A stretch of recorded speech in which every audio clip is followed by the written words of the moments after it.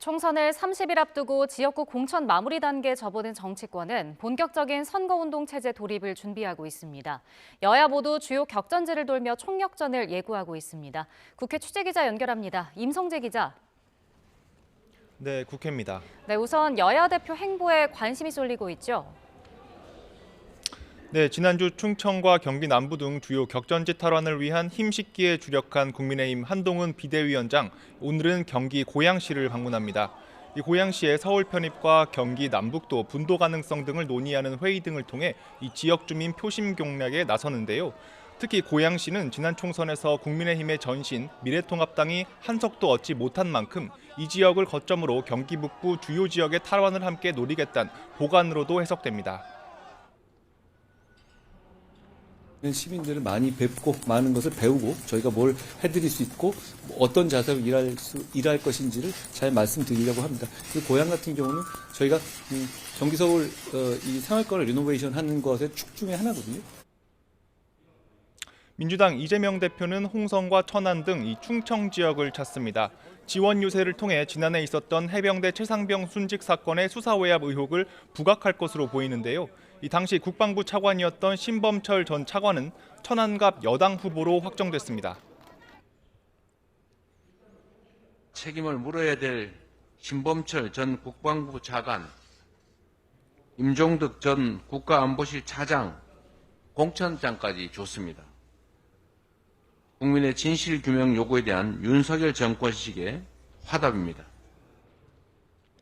민주당은 앞으로도 이른바 정권심판 벨트 지역구를 돌며 이 지지를 호소한다는 계획입니다. 네, 또 여야가 선대위 구성에도 속도를 내고 있다고요. 네, 먼저 여당은 한동훈, 인요한 투톱 카드 가능성이 거론됩니다. 이 지역구 선거는 한동훈 위원장이 키를 잡고 이 비례위성 정당인 국민의 미래는 이 비례 공천을 신청한 인요한 전 혁신위원장을 간판으로 내세울 수 있다는 건데요. 이 혁신위원장 시절 당내 쇄신을 외치고 여기에 호남 출신인 인 전 위원장이 가져올 이 외연 확장 효과에 대해 고심하는 기류가 감지됩니다. 이와 관련해 한동훈 위원장은 비례대표 후보가 결정 안 된 상태라며 이 많은 분이 힘을 합쳐 일했으면 좋겠다는 원론적인 입장만 밝혔습니다. 민주당은 이재명 대표와 이해찬 전 대표, 김부겸 전 총리의 3톱 선대위 체제가 검토됩니다. 이 공천 과정에서의 비명 횡사 논란으로 확대된 계파 갈등을 수습하고 이 단일 대우로 총선에 대비하자는 취지로 보입니다. 다만 김부겸 전 총리 측은 실질적인 통합 선대위 가능성 등을 두고 막판 고심을 이어가는 분위기입니다.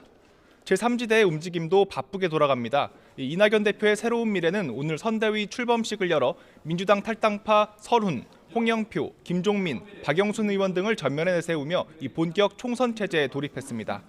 개혁신당은 이준석 대표와 이원욱 의원 등의 경기 화성 공천을 확정하는 등 이 경기 남부 반도체 벨트에 연일 공을 들이고 있고 이 저국혁신당은 가수 리아와 이규원 대구지검 부부장 검사 등이 포함된 역입 인사 입당식을 진행했습니다. 네, 지역구 공천이 사실상 마무리된 가운데 여야 비례대표 공천 역시 주목되는 부분이죠. 네, 여당 비례위성정당에는 용산 대통령실 출신 인사가 상당수 지원했습니다. 이 시스템 공천 기조에 따라 앞서 지역구 공천에선 대통령실 출신 인사 상당수가 공천을 받지 못했는데요. 이 비례위성 정당을 통해 우회 입성하는 것 아니냐는 지적에 대해 여당 측은 대통령실 출신이라고 역차별을 받는 건 역시 문제일 수 있다면서 이 접수가 끝난 만큼 후보 면면을 보고 국민 눈높이에 맞는 공천을 하겠다고 설명했습니다. 야당에선 조국혁신당과의 관계가 고민 지점입니다. 민주당이 주도하는 범야권 비례위성 정당의 비례대표 몫이 그만큼 줄어들 수밖에 없기 때문인데요. 여기에 범야권 출신 인사의 이력 논란까지 불거졌습니다. 비례 1번 전지혜 후보가 과거 한미연합훈련 반대 시위 등을 벌여온 반미단체에서 활동한 전력과 관련해 여당은 민주당이 종북 세력의 국회 진입의 길을 열어주고 있다고 비판을 이어가고 있습니다. 지금까지 국회에서 전해드렸습니다.